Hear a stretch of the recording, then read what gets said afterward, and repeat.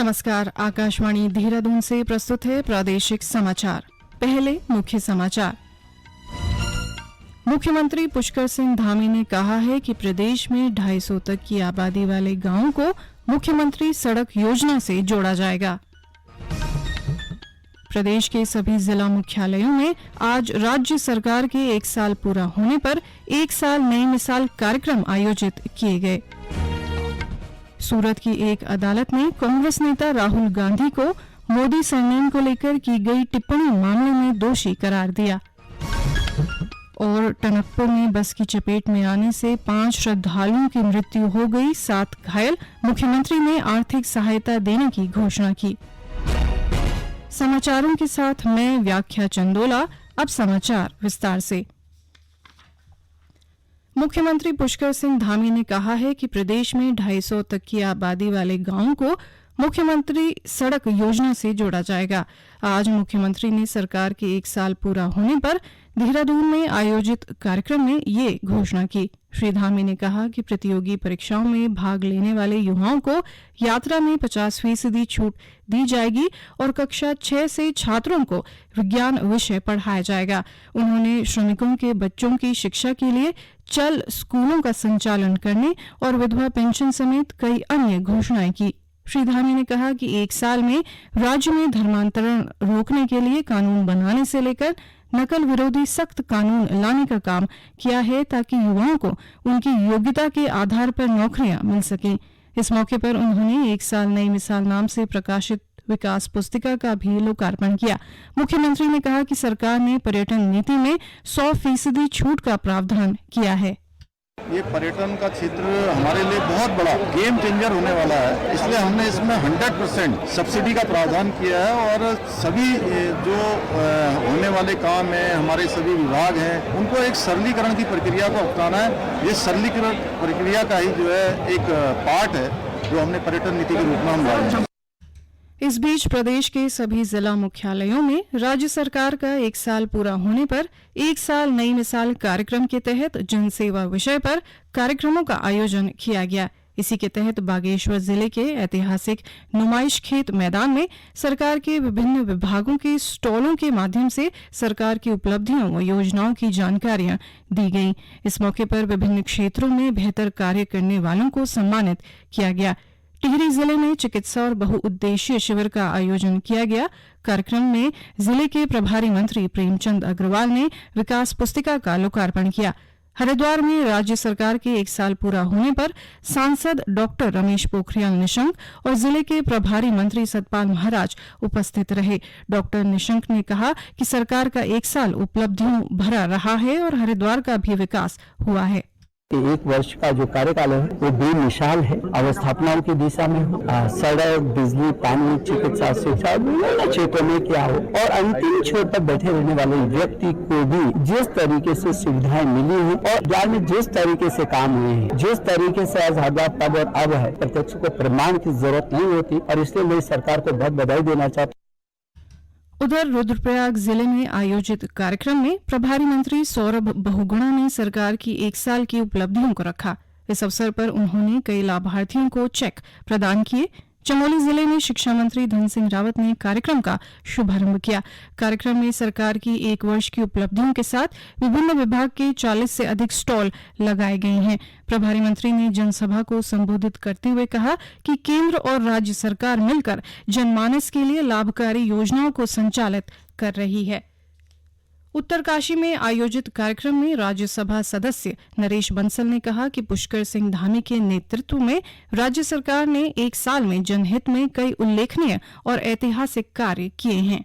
Bharatiya Janata party की सरकारें समय समय पर अपना लेखा जोखा लेकर पब्लिक के बीच में जाती है। उसी क्रम में आज भी सरकार का 1 वर्ष पूरा हुआ है उत्तराखंड में। तो उस 1 वर्ष में हमने क्या क्या किया है उसकी विकास पुस्तिका का आज विमोचन हुआ है। लॉ एंड ऑर्डर के क्षेत्र में, नए कानून बनाने के क्षेत्र में, सड़कों के क्षेत्र में व्यापक विकास के काम हुए हैं।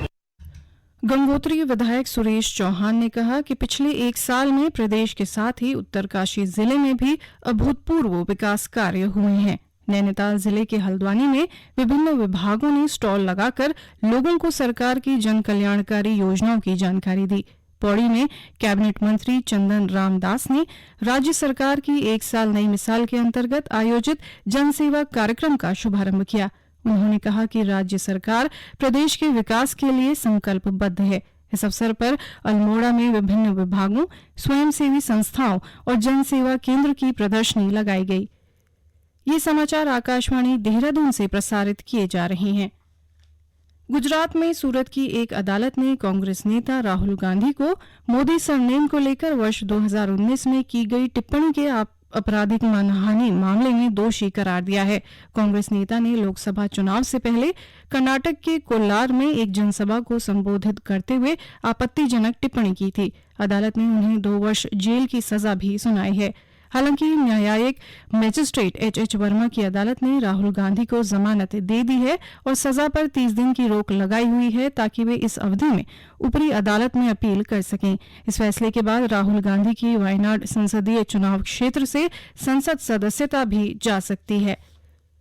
आकाशवाणी के लोकप्रिय कार्यक्रम प्रधानमंत्री मन की बात पर आधारित विशेष श्रृंखला आज की कड़ी का विषय है भारत के समुद्री इतिहास और कौशल।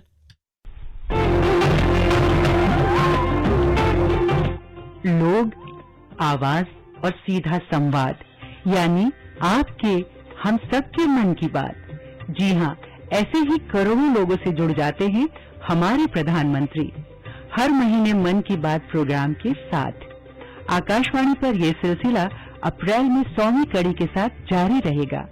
इस विशेष मौके पर मन की बात कार्यक्रम से प्रधानमंत्री के चुनिंदा संबोधनों को फिर प्रस्तुत किया जा रहा है। इस विशेष कार्यक्रम की 16वीं कड़ी में पेश है मन की बात का वो संबोधन जिसमें प्रधानमंत्री ने संस्कृतियों को जोड़ने में समुद्र की भूमिका पर संजीदा राय जाहिर की है। समुद्र यानी सागर, इसकी विशेषता है उसका असीम होना।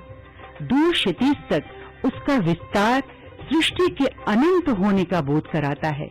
लेकिन क्या आपने सोचा है कि समंदर न सिर्फ हमें संस्कृतियों को भी जोड़ता है। जल के जब 2 रूप मिलते हैं तो दोनों ही अपना अस्तित्व एक में समाहित कर लेते हैं। 31 जनवरी 2016 को प्रसारित मन की बात कार्यक्रम में प्रधानमंत्री ने सागर के इसी गुण का जिक्र करते हुए जैसे नया संदेश दिया, जोड़ने का। भारत का सामुद्रिक इतिहास स्वर्णिम रहा है। संस्कृत में समुद्र को उदधि या सागर कहा जाता है। इसका अर्थ है अनंत प्रचुरता। सीमाएं हमें अलग करती होगी, जमीन हमें अलग करती होगी, लेकिन जल हमें जोड़ता है, समुद्र हमें जोड़ता है। समंदर से हम अपने आप को जोड़ सकते हैं, किसी से भी जोड़ सकते हैं। और हमारे पूर्वजों ने सदियों पहले विश्व भ्रमण करके, विश्व व्यापार करके इस शक्ति का परिचय करवाया था।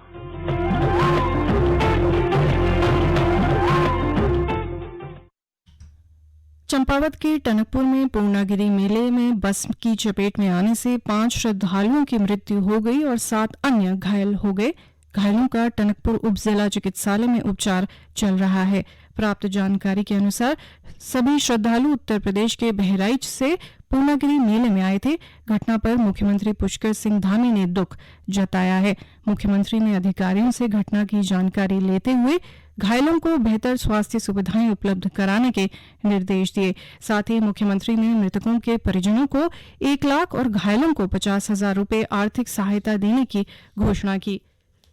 प्रधानमंत्री ग्रामीण आवास योजना के अंतर्गत वर्तमान में उत्तराखंड राज्य परफॉर्मेंस इंडेक्स के राष्ट्रीय सूची में दूसरे स्थान पर आ गया है। ये जानकारी देते हुए ग्राम्य विकास मंत्री गणेश जोशी ने बताया कि केंद्र से मिले 18,000 आवासों के आवंटन की प्रक्रिया पूरी होने जा रही है। उन्होंने बताया कि अब तक राज्य को मिले 37,654 आवासों में से 27,923 आवासों का निर्माण कार्य पूरा करवाकर उन्हें लाभार्थियों को सौंप दिया गया है। केंद्रीय विद्यालयों में कक्षा 1 में प्रवेश के लिए 27 मार्च से ऑनलाइन आवेदन शुरू होंगे। प्रवेश प्रक्रिया 17 अप्रैल तक जारी रहेगी। पंजीकरण के बाद जिन बच्चों को प्रवेश के लिए चुना जाएगा उनकी पहली सूची 20 अप्रैल को जारी की जाएगी। केंद्रीय जल शक्ति मंत्रालय ने राज्य में चल रहे जल जीवन मिशन कार्य के लिए 403 करोड़ रुपए की धनराशि जारी की है।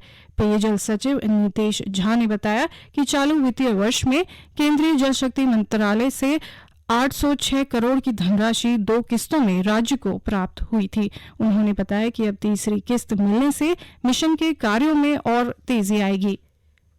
अंत में मुख्य समाचार एक बार फिर।